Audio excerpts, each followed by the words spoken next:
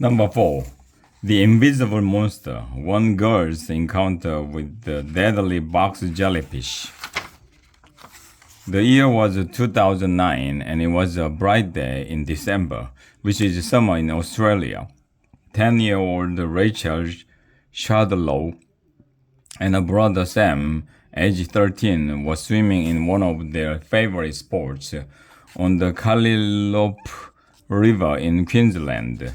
This swimming area is about 15 miles from where the river empties into the Pacific Ocean. Rachel was floating in the cool, clean water, practicing her flips. Suddenly, she felt a burning pain on her legs. At first, she felt as though she had been sliced by something sharp, but within seconds, it seemed that her legs and one arm were on fire. She looked down and saw, to her horror, that she was entangled with an enormous jellyfish. Its large head was square, and its tentacles seemed to stretch endlessly into the water. Several of the tentacles, each no thicker than a strand of spaghetti, were wrapped around Rachel's legs and arms. Rachel had no idea that she was now in the grip of one of the world's deadliest creatures, Chironex flaccari. Better known as the box jellyfish, each of the tentacles is armed with half of a million microscopic harpoons called nematocysts, which are loaded with powerful venom. The moment the tentacles made contact with Rachel's body, thousands of those tiny harpoons were fired into her skin, each injecting her with deadly venom. Her skin burned, her heart felt as though it was being squeezed in her chest. Rachel's brother heard her screams and ran through the water to help her. One of the jellyfish's tentacles brushed his leg, searing him. In spite of his pain, Sam dragged his sister to shore and shouted for help. "I can't see," Rachel whispered to her brother. "I can't breathe." Moments later, as her parents rushed over, Rachel fell unconscious. The terrifying creature was still wrapped around her legs and one of her arms. Horror movie creature. Australia is home to some of the world's most feared creatures. There's the eastern brown snake, lightning fast, furiously aggressive, and the second most venomous snake in the world. There's the Sydney funnel web spider, more toxic than any other and prone to nesting in sock drawers and toy chests. And of course, there is the ferocious great white shark, which lurks in large numbers in the waters of Australia's south coast. But no venomous creature in Australia or on Earth compares with the box jellyfish, which is also known as the marine stinger or a sea wasp. It certainly looks terrifying, more like an alien from a horror movie than a creature we would expect to meet during an afternoon swim. Its head is enormous, resembling a squared-off basketball. It has 24 unblinking eyes and clusters of tentacles that can grow to be 9 feet long. Its venom is a deadly mixture of chemicals that can kill a large man in 3 minutes. Nobody knows how many of these dangerous creatures dwell along the coast of northern Australia. They have also been found off the coast of Vietnam and the Philippines. Over the decades, it is estimated that as many as 100 people have died from their stings. So dangerous are these jellyfish that for 7 months out of every year, from October through April, some of northern Australia's most beautiful beaches must be closed to swimmers. Box jellyfish are virtually invisible in the water. Imagine a shredded plastic bag floating quietly by. This makes them almost impossible for swimmers to avoid. They prefer shallow waters close to shore and often head into estuaries, saltwater areas where rivers and ocean meet.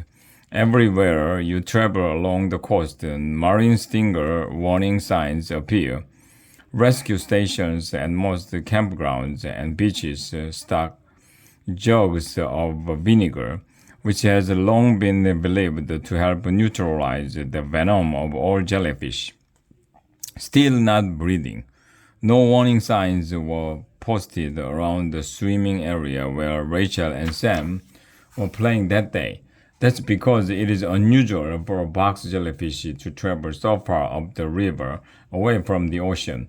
There was no vinegar either, but two of the people who responded to Sam's screams for help that day were experienced coastal campers. Knowing they would be at remote beaches, they had brought vinegar along with them. They retrieved it from their tent and doused Rachel's legs and arms. The jellyfish fell from her body, but Rachel remained unconscious. Her heart had stopped beating. Her father lifted her up and ran with her in his arms to their car. As her mother drove, her father administered CPR. For 8 minutes, he pushed on Rachel's chest and breathed air into her lungs. She still was not breathing when they reached the paramedics in town, who sped her to the hospital. No person had ever survived such a severe box jellyfish sting. Unlocking mysteries. News of Rachel's tragic situation quickly spread across Australia.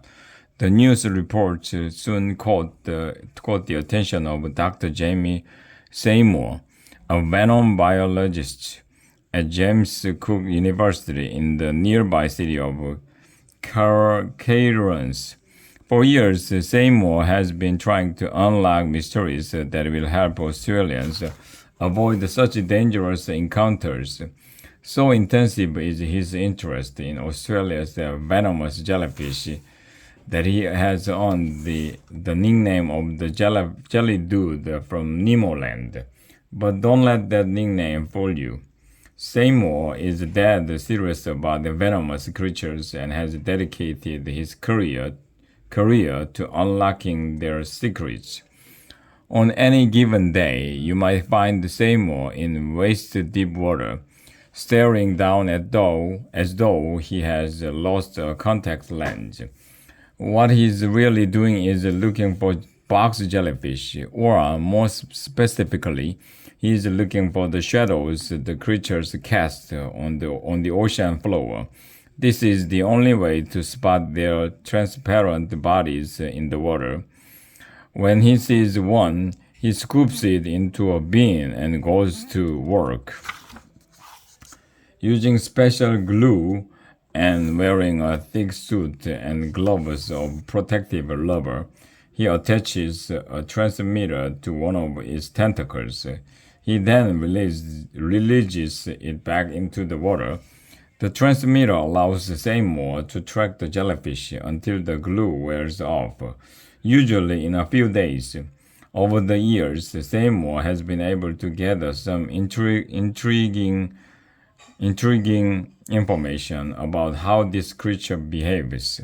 For example, scientists always believed that the box jellyfish were little more than giant blobs of slime floating aimlessly around the ocean. But as Seymour discovered, the box jellyfish isn't so simple after all. The creatures seem to sleep at night. They sink to the bottom of the ocean, close their 24 eyes, and snooze. This enables them to hide from their main predator, a kind of sea turtle that hunts at night. The turtle's skin is so thick and leathery that it is not affected by the box jellyfish's venom. Another surprise, the jellyfish don't just drift along in the current. These creatures are actually propelling themselves along at speeds of about 5 miles an hour. That's about as fast as you can walk. But Seymour's most shocking discovery is that these creatures aren't just mindless blobs. They move with purpose. Those 24 eyes enable it to track its favorite prey, shrimp and small fish. Though the box jellyfish doesn't have an actual brain, Seymour discovered that it somehow processes information. In other words, a box jellyfish knows what it's doing. Red Hot Knife. When Seymour heard about Rachel Shadlow's injuries, his thoughts were grim. He himself has suffered from minor stings. Imagine someone slicing your skin with a red-hot knife, then magnifying that pain by 100. He has said, then hold on to that pain for 20 minutes. But the venom doesn't just cause pain. The chemicals have a powerful and devastating effect on different parts of the human body, including the heart and the brain. Seymour didn't believe that Rachel could survive such a serious sting. He was happy to be wrong. Doctors were able to restart Rachel's heart and get her breathing on her own. Rachel was in the hospital for several weeks. She suffered from some mild memory problems for the first few months she was home. Her scars will be permanent, but she has fully recovered. Warning signs are now posted along the Calliope River. Dr. Seymour continues his work, hunting those deadly shadows.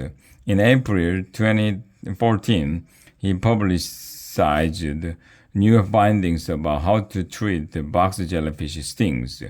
His research showed that vinegar could actually be harmful. He discovered that the vinegar could cause those tiny harpoons in the box jellyfish's tentacles, the nematocysts, to inject even more venom into a victim. The key to surviving a box jellyfish attack, Seymour says, is performing CPR to keep the victim alive until doctors can take over. What saved Rachel's life was likely Rachel's father, who knew CPR. Seymour hopes that further breakthroughs are in the future.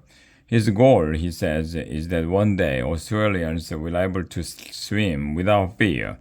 Surely Rachel shares that hope.